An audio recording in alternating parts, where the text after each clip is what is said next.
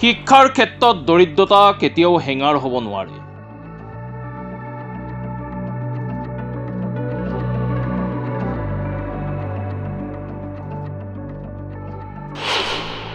চেষ্টা কৰিলে সকলো সম্ভৱ।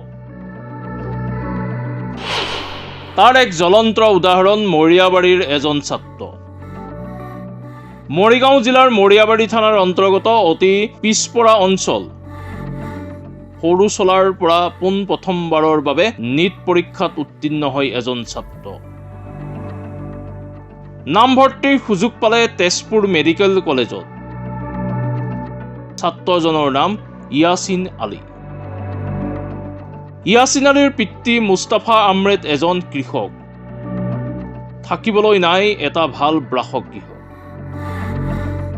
যাৰ বাবে ধিং টাউন জামে মছজিদৰ এটা জুপুৰি ঘৰত অধ্যয়ন কৰি এই সফলতা লাভ কৰিবলৈ সক্ষম হ'ল ইয়াছিন আলীৰ নামৰ ছাত্ৰজন। আৰ্থিক দুৰ্বলতাৰ বাবে বিভিন্ন সময়ত বিভিন্ন ধৰণৰ বাধাৰ সন্মুখীন হ'ব লগা হৈছিল ইয়াছিন আলী। ৰাষ্ট্ৰীয় যোগ্যতা সহ প্ৰৱেশ পৰীক্ষাত সুখ্যাতিৰে উত্তীৰ্ণ হৈ অঞ্চলটোলৈ গৌৰৱ কঢ়িয়াই আনিছে ইয়াছিন আলীয়ে।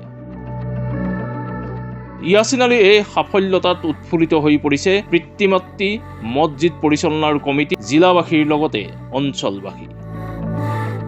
ইফালে দৰিদ্ৰ ইয়াছিন আলীয়ে তেজপুৰ মেডিকেল কলেজৰ নামভৰ্তিৰ সুবিধা পোৱাৰ পিছতেই ফুলাম গামোচা জাপি ফুলৰ থোপাৰে সম্বৰ্ধনা জনাই মছজিদ পৰিচালনা সমিতিয়ে।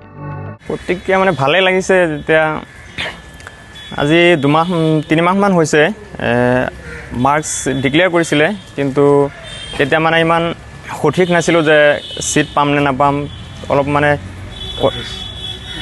কনফিউজ আছিলোঁ। তথাপি মানে যেতিয়া 2 দিন হৈছে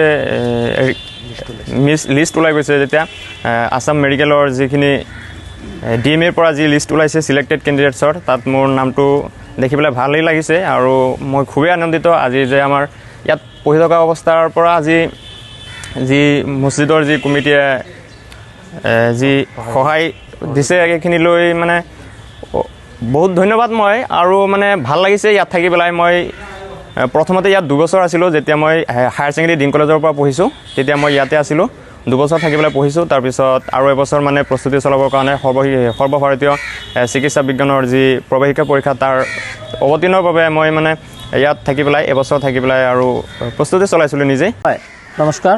মোহাম্মদ ইয়াছিন আলী আমাৰ ডিং টাউন জামে মছজিদ প্ৰাংগণত এটা সৰু মেচ থাকে। প্ৰায় 10-15টা ল'ৰা ইয়াত থাকে। ডিং কলেজৰ ছাত্ৰ থাকে, প্লাছ KB স্কুলৰ ছাত্ৰ থাকে। আমাৰ ইয়াত গোটেইখিনি ছায়েন্সৰ ল'ৰা ছোৱালী থাকে।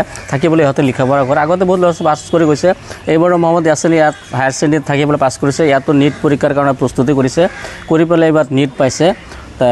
আমি এটা কথাত স্বীকৃতি দিব লাগিব যে মোহাম্মদ ইয়াছিন আলী খুব দুখীয়া পৰিয়ালৰ ল'ৰা। আৰু আমাৰ যিটো মেচ আছে তাত আমি নিম্নতম সুবিধা দিব পাৰিছোঁ। ল'ৰা ছোৱালীখিনিক ভাল সুবিধা দিব পৰা নাই। দুখীয়া পৰিয়ালৰ ল'ৰাখিনি ইয়াত থাকে।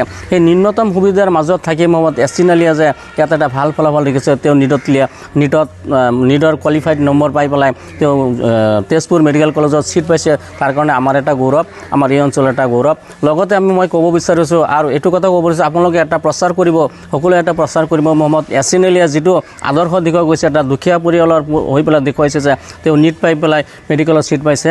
গতিকে মই ক'ব বিচাৰোঁ যে দুখীয়াই বা দৰিদ্ৰতাই লিখা পঢ়াৰ ক্ষেত্ৰত বাধা সৃষ্টি কৰিব নোৱাৰে।